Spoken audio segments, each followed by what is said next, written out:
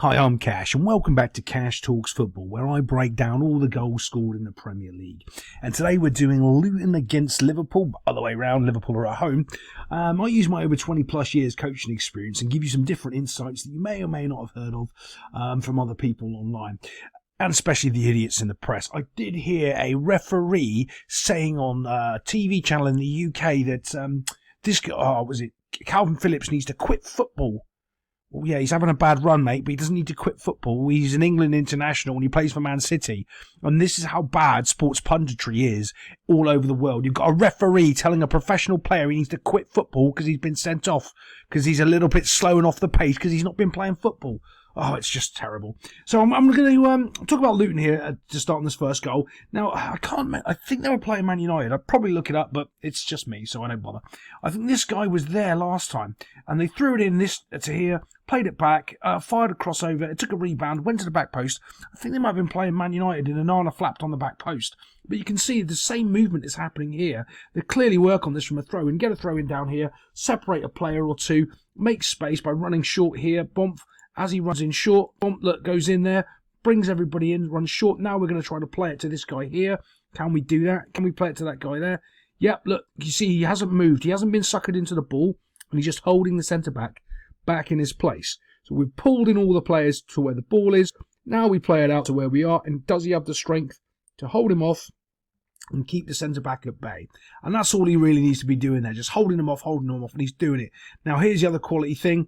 Of course, they know what they're doing, so we've got a runner coming in to receive the ball, and he's just holding it off, or holding it up for him to run into this space. You can see him asking for the ball, and he hasn't ended up running down the line. He's running inside. Sometimes I do like the inside run better than the outside run. It's yeah, you've got to mix it up. So you can't just keep doing the same thing, going down the line or coming inside. And he's got a good little bit of space to work with. Takes a bit of a touch, but you can see how the other part of the space opens up. It's still there. He can still attack it because he's pulled the centre back over, and because this is their defensive midfielder, he's been suckered over. So now you've got another midfielder trying to come back and cover for their defensive midfielder, kind of a bit all over the place, just because of the good movement from Luton from the throw-in.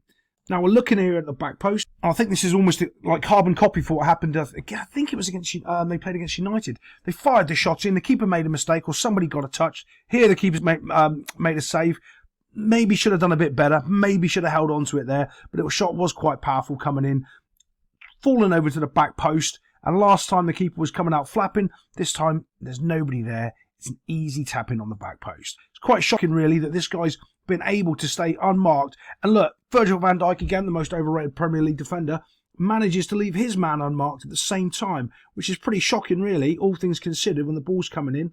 I know he's covering the post, but he's had no look. When this has happened, he's had no look behind him. That's the first time he's looking. It's a bit shocking, really, Virgil. You're supposed to be a brilliant. Maybe he should play a little bit better. So Virgil was clearly listening to me, because he comes in and gets the equaliser straight away. But I want to show you this. I know it's a bit blurry, but it's hard for me to try to freeze it, because everything I use is pretty crap, to be fair.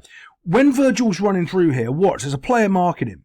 But they run a pick play, like a basketball pick play. I've coached all over the place, and I'll tell you what, there was one basketball coach who was always saying, yeah, this is what you need to do, this is what you need to do. He used to play like tiki-taka football back before it was tiki-taka football. And that's what he used to coach. And he used to coach things like this. So what happened on the corner is, watch what's going on, see if I can push it straight away. Dump. So this is the player with Van Dijk, right? Watch this. So this is the guy supposed to be marking Van Dijk. This guy runs a pick and blocks this guy here. This guy is marking, I think this is Gakpo there, right? So he has to stay with Gakpo because that's the player he's marking. But he's already taken Van Dijk's marker out of the way. So Van Dijk ends up running through. This guy, to his credit, ends up trying to track Van Dijk. But then he's like got the umph and gone, well, why am I marking Van Dijk? I can't stop him. You're supposed to be doing it. But this guy here has been completely blocked off here. And of course, refs are never picking this up. Look, you can see that? He's blocked him off now. He's going, oh, what do I do? I'm supposed to go with Van Dijk. He's like, yeah, I'm really supposed to be getting him, but I'm too busy fighting the man that you were marking. Next thing you know, ball's in the back of the net. It's that quick, that's simple, and that's how it goes. Let's get on to the next goal. This is a strange one, to be fair. It just gets smashed across the box, bounces off Gakpo's head, and goes straight into the net box. There's not much really to discuss here except for the poor marking from the throw-in. I mean, they could have done better. They could see that there was a gap there. They used it to their advantage. Drop the ball into the space. He smashes it across, I don't think he even moves. He just stands there and hits him in the head and goes straight into the goal. It's really just come down to the defenders who've just been hit by a 1-2 goal, and they're not really sharp on it. It's like when you've been punched in the head and you're a little bit daisy. That's kind of where they are, and they haven't really sort of switched on to this ball being dropped into the space, and he just smashes it across, bump, and this guy just ends up heading it in. Like, he's pretty much marked. I mean, there's not much more this defender can do, really, because the ball's coming across so fast, it just happens to be accurate, and it's in the back of the net box. The other two defenders here, or maybe three, the only way they could have slowed this down is actually being switched on from the original throw-in. But at this point, I think Luton just didn't even know what hit him.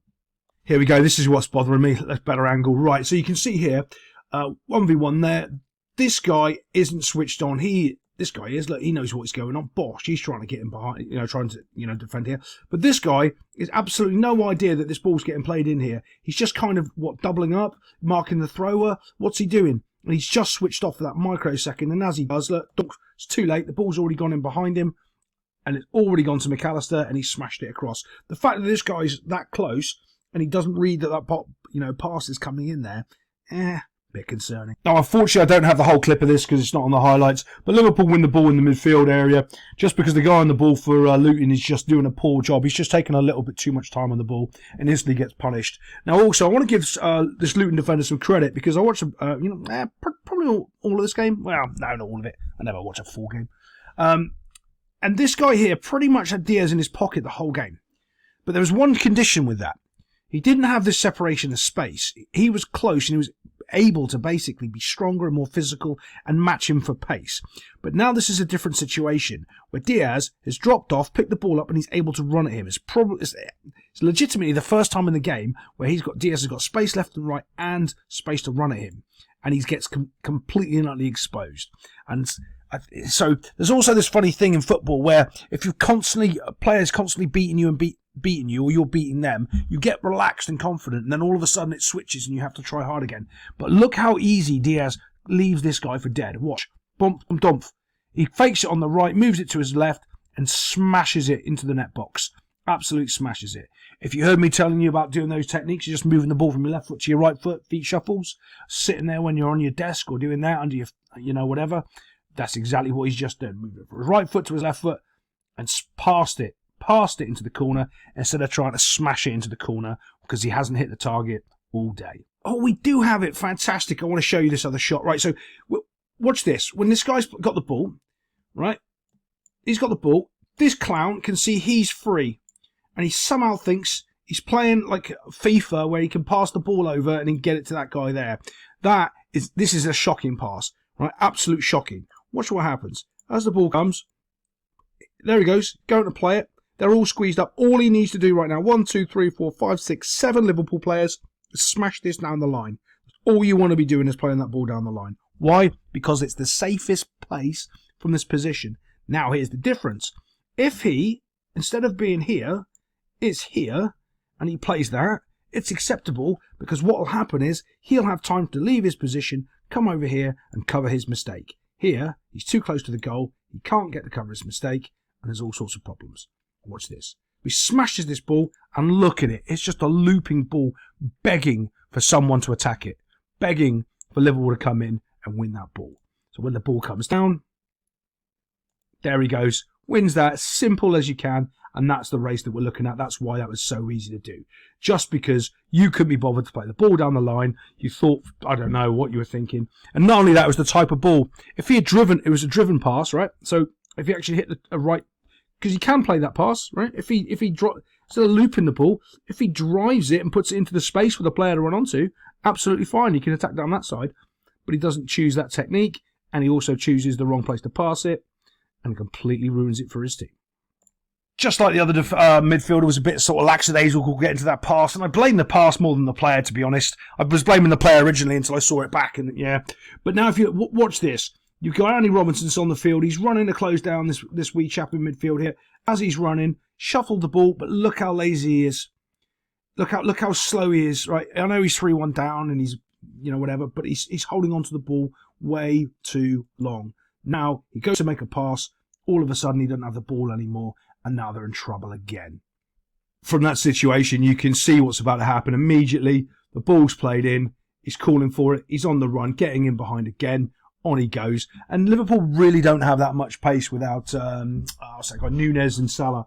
The other guys, they're quick, but they don't have genuine pace. So when you're watching this Gakpo kiddie go and strike it, the keeper does a great job. Look at him. He's made it really hard. And this defensive tackle here is absolutely fantastic. But this is the problem, and this is why, what other people don't see. Right, so this guy's done a world-class tackle here, won the ball. The keeper's really made it difficult because he's come out and shut him down. The guy that lost the ball standing still. The rest of the midfield and everyone else has given up. If anybody else should run back in to help with these defenders and these three here that have played great, these three, right here, if any one of these people came in and tried to, work as hard as they were in the first minute, this goal wouldn't have happened. Watch. Because when it goes here, no one's reacting except for the Liverpool players. But Harvey Elliott was out here with you, mate. You could have been over here, but you weren't. Everybody had given up. So now it's just a case, could this little wee chap wrap his foot around it and get it into the net box?